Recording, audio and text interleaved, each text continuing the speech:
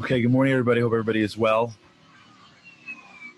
I want to begin by apologizing for today. I came home this morning to find the construction guys in my house. Apparently, we're redoing the floors upstairs. So there's some noise taking place right above me. So if you hear the background noise, I apologize. This is just, I guess, the challenges of doing a daily show. Sometimes the world goes on around you. So I hope that we're able to still hear what I'm doing, and if it's super loud, let me know, and we'll just do the best that we can today, and then we'll figure out another time to make it up.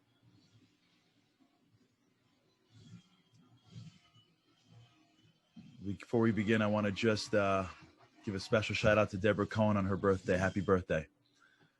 We've been speaking yesterday about this idea of humility, and I want to really delve into it with you to understand what it is. We make a mistake in thinking that humility is meekness, and the reason why that is such a big problem is because when we see people doing great things, we see people taking on big responsibilities, going up against big problems, when we watch people step up in pressured situations, we assume that they must not be humble. Like when you think that humility is weakness, then the people that are acting with strength and courage clearly are not humble, because how could they be? Look how strong they're acting. Look how big they're being. Look how they're able to overcome challenge so much. So me, a regular person, I don't have that in me. And we think the gene, the trait that we need to go use is somehow separate from humility. I saw this all the time growing up in my beginning of my work life. When you look at the guys that are out there running trials or running negotiations or stepping up beyond themselves, especially if you're working in corporate law, a lot of times you're running a deal and you're dictating and leading people that are 10, 20, 30 years older than you. They just don't know the law. And the people that I looked up to and respected, they appeared to me as if the reason why they were so successful was because they were self-sure of themselves. They were arrogant. They weren't humble people. Many of them weren't humble people. I knew them. And when we look around at the world and we see people that have achieved things in life, it's easy for us to think that part of the reason for their success is their lack of humility. I got this. And then then the media sort of plays it out, right? Like you see characters in front of your eyes and they're not humble people. They're arrogant, self-assured. They step on people, and then you hear the following line, which is like, I think, the worst expression ever. We should make a list. Maybe we will make a list of what I think are the worst maxims ever. On the top of that list is nice guys finish last. I hate that. Nice guys finish last. Another one is, the other one that I hate is, a good deed never goes unpunished. You know this one? Ridiculous. It's like frustrated people that make up these terrible maxims that hurt our minds. I think they're the same crew that made up like lullabies. You ever listen to a lullaby? The goal of a lullaby is to, let a child drift off into safe and security. You ever hear the lyrics of a lullaby? Rock-a-bye baby on a treetop. Imagine, rock-a-bye baby on, like the kid's like, what? And you're putting me on a tree? When the wind blows, the cradle will rock. The kid's like, Ma, you're putting me on top of a tree on a windy day. When the bough breaks, the cradle will fall, and down will come cradle, baby and all, baby cradle and all. Kid's like, are you even my mom? Like, can you imagine? Like, who made up the lyrics of a lullaby? Like, what were they all smoking? The same crew that made up half of these maxims. Nice guys finish last. Come on.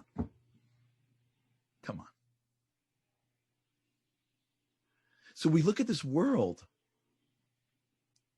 and we think that like humble people are like very spiritual and like they're clergy and they're meek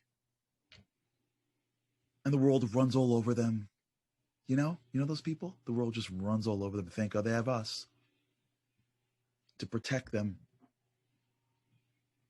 Sweet, nice. But you can't make it in life if you're humble. The greats aren't humble. Now, it's true that there are a lot of great people that were not humble. But one of the most important people in our history was Moses, because God was showing us that the greatest of all time was only the greatest of all time because he was humble. Yeah, you can accomplish things in the wrong way. There's no question. There are a lot of people that are very wealthy because they steal money. They do. They steal money. They steal money maybe legally, not even non-legally. Let's forget the legal stuff. There are people out there that are living in beautiful, beautiful homes, have big bank accounts, and they steal money. Bernie Madoff was very wealthy for many years, and he stole money. It doesn't mean that the way one becomes wealthy is stealing money. There are a lot of people that are very wealthy, and they're just giving a lot of value. So in everything in life, there's ways to accomplish what we want to accomplish. But if we accomplish something in a way that is not done through our soul, we can't fully enjoy it. Because the depth of satisfaction takes place when we harmonize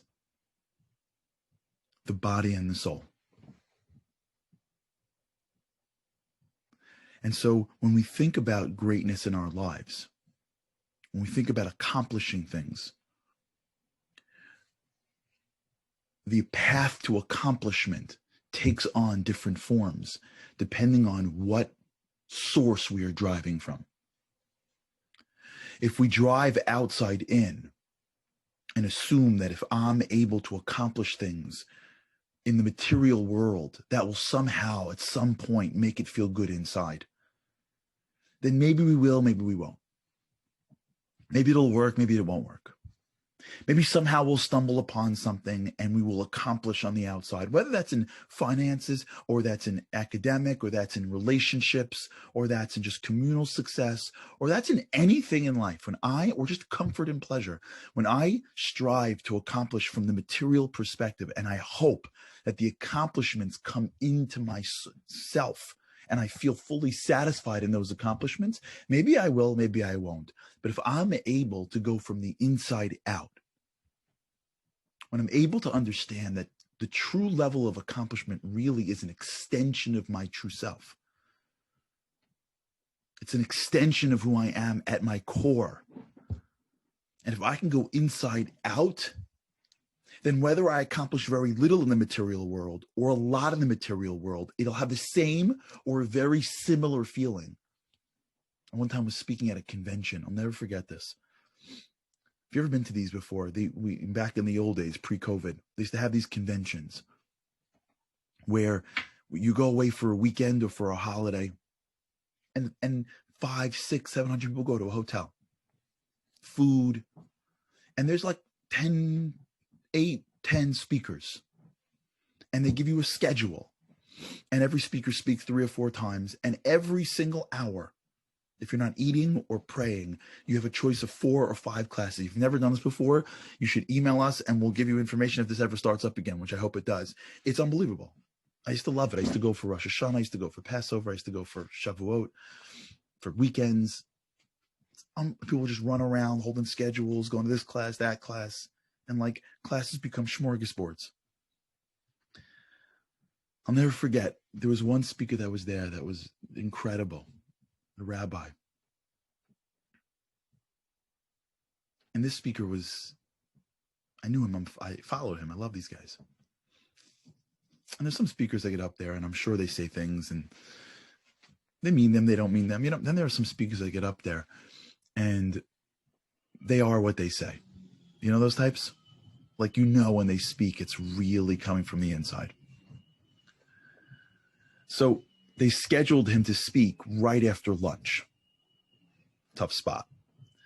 Well, prayers ran late, so lunch started late. And listen, many Jews are not opting to hear another class and cut lunch.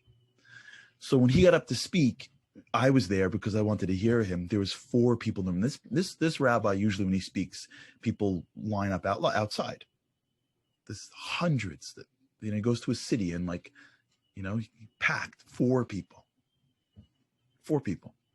Packed, big room. You know what 4 people look like in a big room? They set up like 300 chairs. 4 people. And I watched him. Because to me, I don't care what comes out of his mouth. This is what it means. Just right now. This is the moment. I wanted to see if he'd be like, forget it. Because you can tell the stories all day. 4 people, it's embarrassment for him. He got up. I watched him. It didn't bother him in the slightest. He got up. He looked around. If I were watching it on camera, I wouldn't know how people were in the room. He wished everybody a Shabbat Shalom, good Shabbos, and off he went. Not a care in the world that there were 4 people in the room listening to him. That's inside out. That's when you're so worked on the inside that whether you achieve this much material success or that much material success, it feels pretty much the same. That's when you achieve true success. When you don't need the world to deliver for you anything in particular to feel a certain way. You don't need a certain amount of likes or money or appreciation or anything. It's exactly what Deb just says, exactly right. When you don't need, you like it. We all like it. We all want it. But wanting something and needing something are 2 totally different things. When we need the world to tell us how great we are, when we need the people around us to deliver for us, if we don't win this thing, we're blown out. When we walk into a room and somebody outdoes us, I've seen this more than once. Where somebody throws, I told you the story with the flowers, whatever. I won't tell the story again. I don't remember what I told. Somebody puts together a gorgeous celebration, a bar mitzvah, a wedding, something, and then they're outdone by somebody else.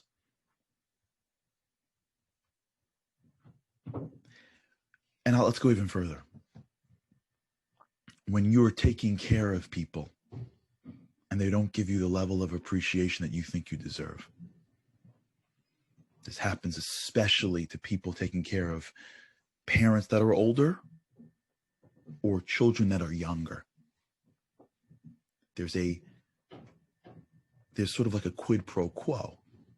I do for you, at least give me the respect. At least say thank you. If you give somebody a gift and they don't say thank you in the level of intention, oh my gosh, in the level of intention that you deliver it for. Andy, can we hear? Just let me know if you can hear me.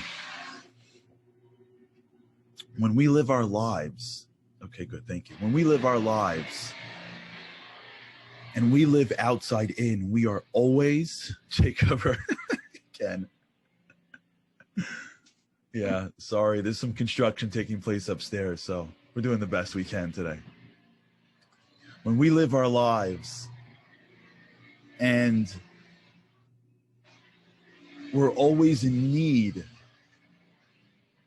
of something from the outside to make us feel like our actions are worth it, then we're living outside in. We're living material to spiritual.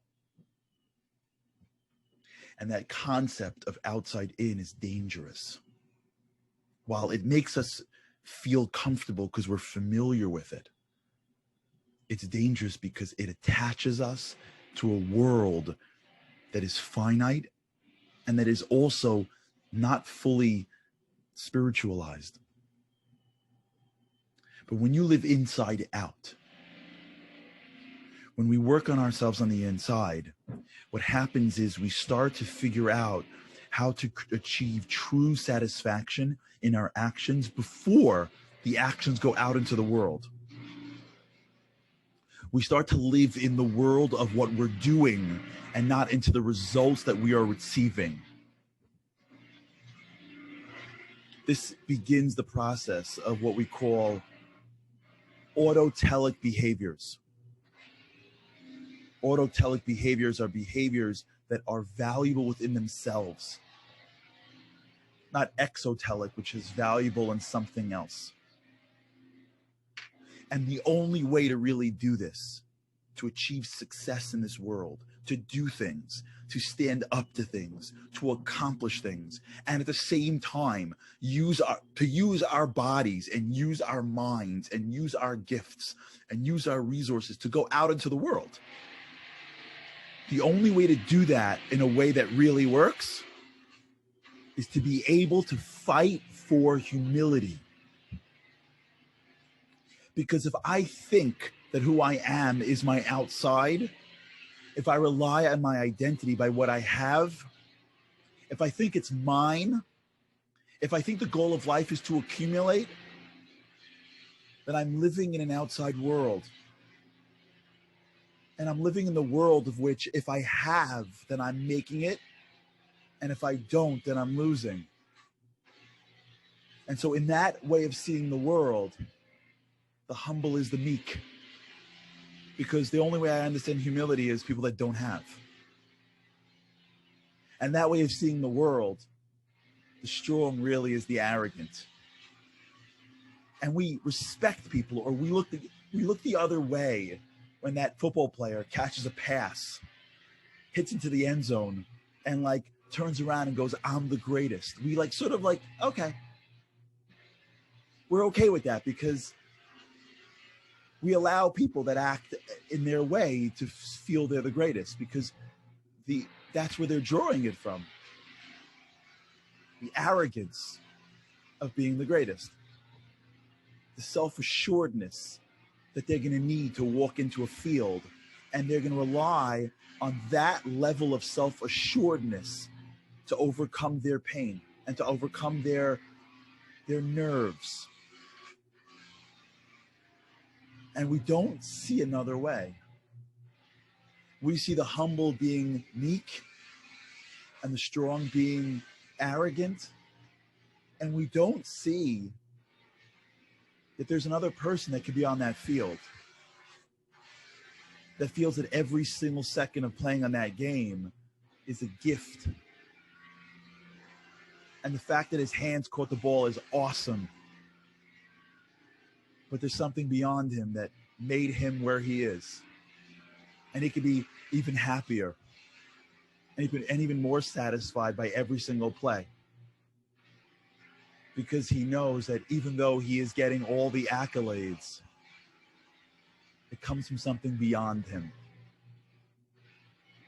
That's how we can live outside, but our core being on the inside. That's the beginning of humility. Humility is the path that allows us to achieve on the outside without ever losing what's on the inside. We don't have to give up the soul to accomplish in the body. We don't have to need the outside world. But at the same time, we can be tremendously accomplished in the outside world. That's the essence of true greatness. That's why God gave us Moses, or I believe, because he needed us to see it, to believe it. All right, we'll talk about it more. I hope tomorrow will be quieter, but thanks for those who stuck with me on this one. We'll delve in, and we'll figure out exactly how we can bring this into our lives. Have an awesome day with God's help. I can't wait to see you again tomorrow.